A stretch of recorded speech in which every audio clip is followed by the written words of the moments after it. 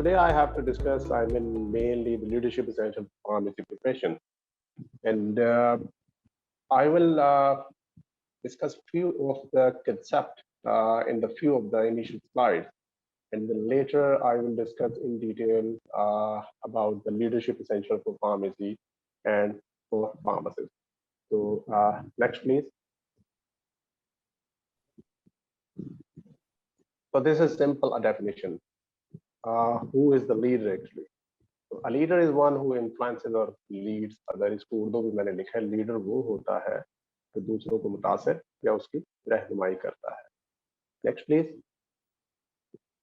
What I believe the most influential people in the history, if you have to look at the Michael Hart's ranking in the world, and also I believe that, and this is the only one person, is basically the Prophet Muhammad, peace be upon him, which is ranked number 1 in the world. Why? Someone asked why he is still number 1. He said because even 13th century after his death, his influence is still powerful and pervasive. Next, please. So coming toward look at the few of the definitions. So what is leadership? Is basically, I have underlined few of the things. Is a practical skill. It basically lead, influence, or guide other individuals. Next, you can see another one definition, which I believe is a more, giving you some of the insight. What is leadership? So look at, this is basically encompasses of two things: the process and one person. So the true leadership is the ability to mobilize and inspire others. It is not solely about a title or a position, basically.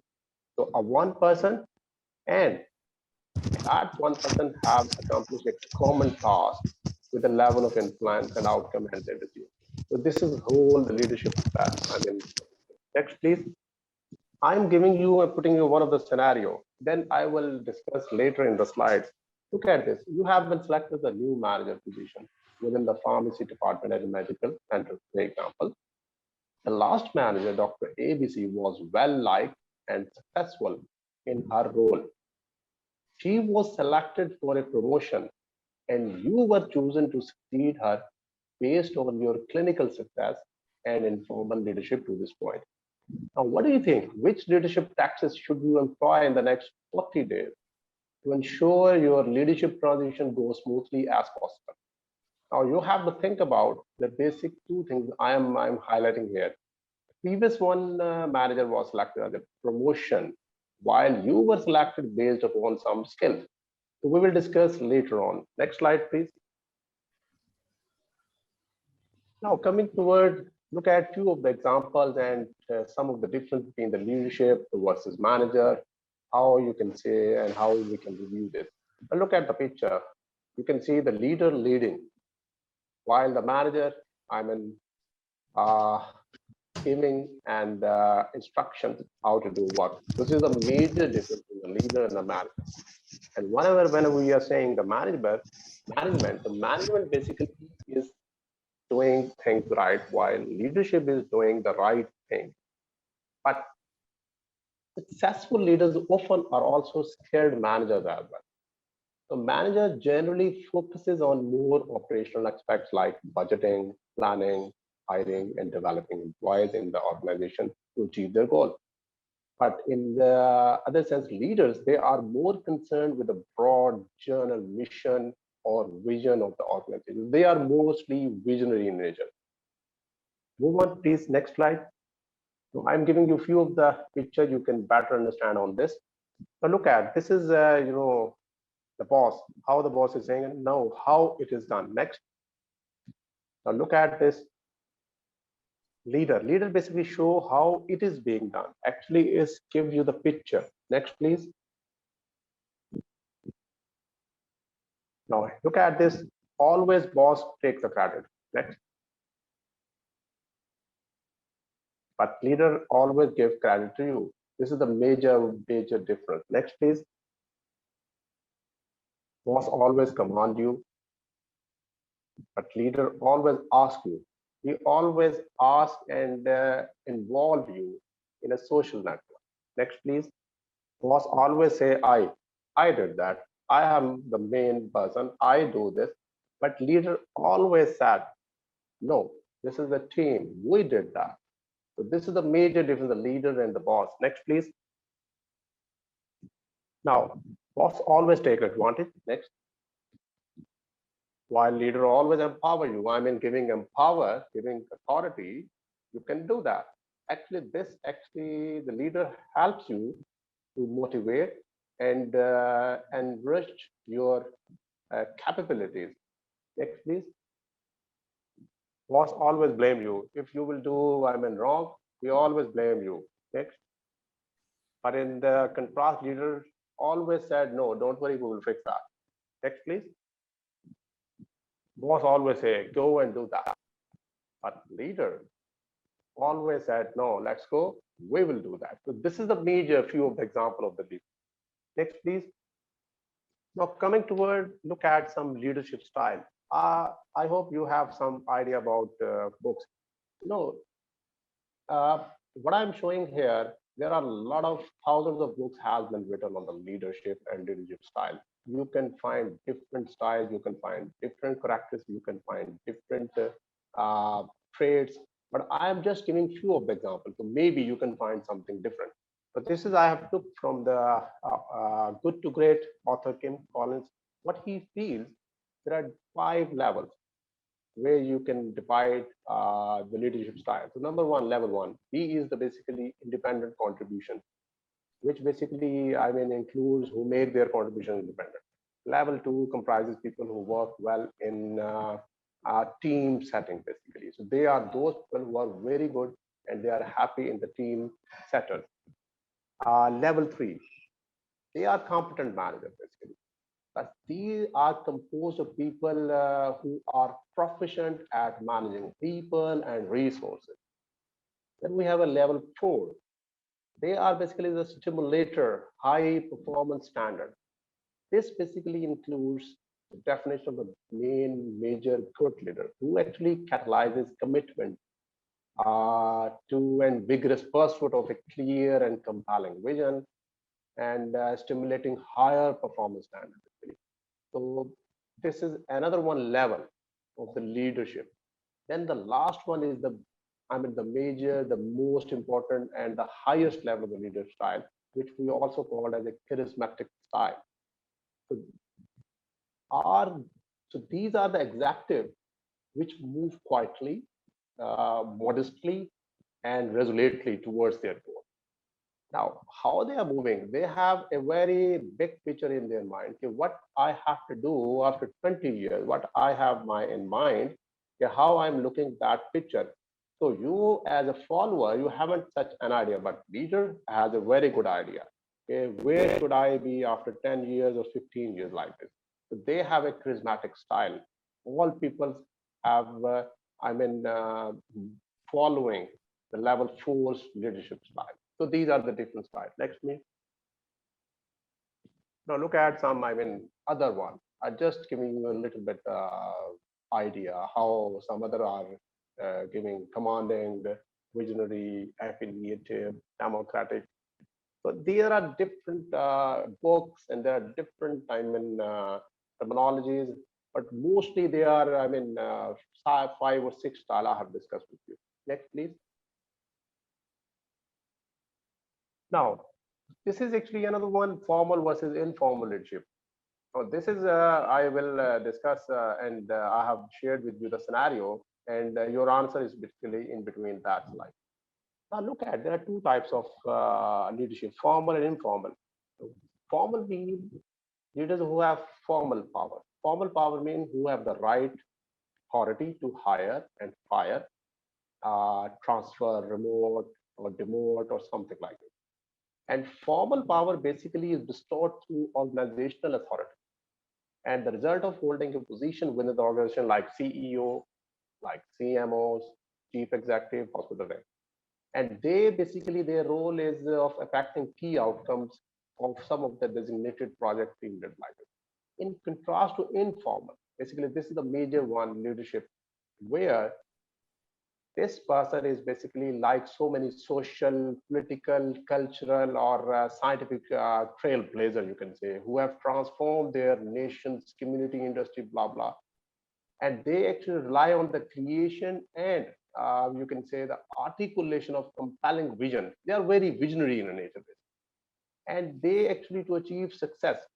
But by achieving their success, they do without some power in comparison to formal one. So, in a nutshell, they often have personal magnetism or charisma. You can say they are expert in their field. They recognize history. They have very good ability to inspire others. So, in a nutshell, you can say informal leader exert more influence over their fellow employees that do formal leaders. So in the first scenario, the pharmacist who hired as a skilled one, we have to actually exert more influence and on their employee, and then they show their thing. Next, please. So I believe in the pharmacist profession, transition into a leadership often happen unanticipated. Actually, we are not willing to work as a leadership. This is my understanding. And I believe unless pharmacy students have considered the possibility of being called on to lead, they may not seek to develop the necessary skill to be successful in a leadership role. So I think learning about leadership is very important because highly trained pharmacists are target in the organization for leadership role. This is my, experience in which they will provide guidance on professional and patient's care decision like this. So if you are a pharmacist who is good at what you do, I believe to all of you that you will likely to be asked to assume leadership position. And therefore, I think a better understanding of leadership is a vital or crucial nowadays. Next, please. So, leadership crisis. This is one of the very interesting I have seen study, and it has been done in USA somewhere inside, where they said there is a leadership crisis. It is important to, delineate what leadership is not. Please, go on. So, what he said actually, we all emphasizes that a title is a leadership. So he believes that there is a lack of strong leadership actually prevent us from achieving our goals or our vision basically.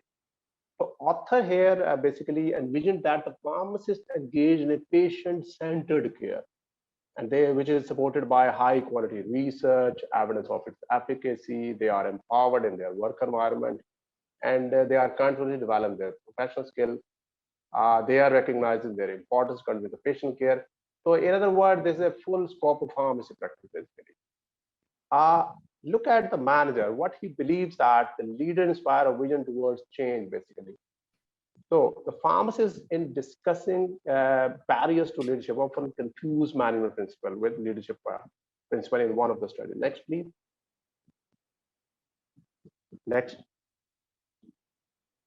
Next. So he's giving few of one of the that leadership is not about you, quite the opposite is about your followers. What he believes that lack of strong leadership causes disengagement of members, making change over more difficult. So we have a societal responsibility, basically what I believe, to deliver care to our patients. We have a strong evidence and support of patient for a full scope of pharmacy services, like for example, you can say prescribing, laboratory testing, disease management. And most of us, I think we are not doing these things. Now, the author is saying, how will we get there basically? It's leadership basically. So we all have a role to play. We need to hold our leaders accountable to the principle about this. Now, coming toward effective leaders, pharmacist leaders, these are some of the traits where you can role and play as an effective pharmacist as a leader. You can see all these ones. You don't rely on their title, adhere to ethical standards, refrain from abuses of power, mobilize resources, inspire creativity, confidence, empowers, rewarding, and teaching. All these are the effective pharmacist leaders traits. Next, please. Now you can see effective pharmacist leaders. There are some of the behaviors and the traits. The pharmacist leader must use the traits of leadership with the professionalism. And I believe I expected within the pharmacy profession. So here, what I mean, the professionalism basically. These are the standard behaviors and character basically of an individual who is engaged in a task related to their own work or profession basically. So pharmacists always consider the ethical and legal, what we are saying, the ramifications of the decision and action. So as I earlier mentioned that do the right things and not do the things right, basically. Okay. Now coming toward how can you develop your leadership skill? Few slides on the hardly second one slide here. So there are different things you can adopt, and this will help you to develop your leadership skill. So growing your leadership capacity requires sustained and deliberate effort. Please remember, expanding your base of experience basically is an essential development strategy, and there are many strategies I have listed down here. So think about this. For example, I would like to say, ask for difficult assignments. This is very good, what I believe, to develop your leadership skill. So, for example, pharmacists may request to be included for chronic disease management. You can say, extremely important aspects of accepting difficult assignments, fully basically completing those assignments in an agreed upon time frame, for example. So time management skills are essential basically sometimes. And this will stretches you to reach your potential in the leadership basically. So there are other things as well. I mean, observe other, pay attention to the traits and behaviors of leader whom you admire. Sometimes, we follow our own father because we feel they actually inspire us basically. Sometimes this is good. You can do that.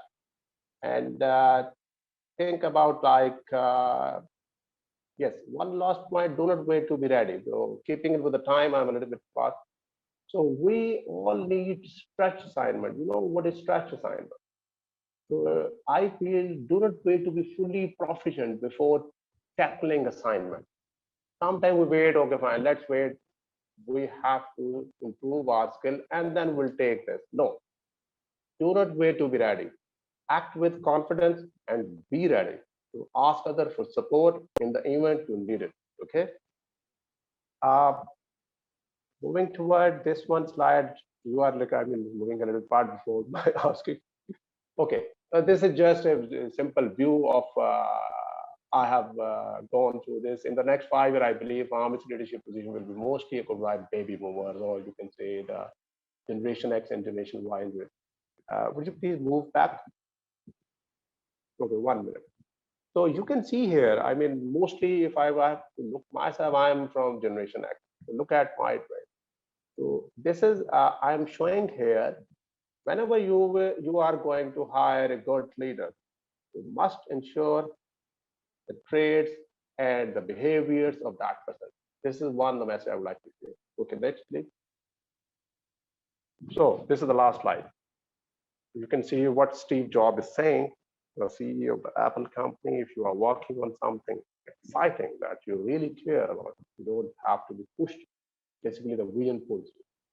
So effective leadership, what I believe, like any other skill, requires practice and patience. You can't do it within one day. So as a pharmacist, it's a message to all of you. It is likely you will be called upon to lead. So the future of pharmacy is highly dependent on future pharmacist leader, I believe. And then I think the development of successful leader is now imperative to the profession of the pharmacy. So thank you all. Thank you very much for giving me a time. Thank you, Shifa, and all of the team. Thank you very much.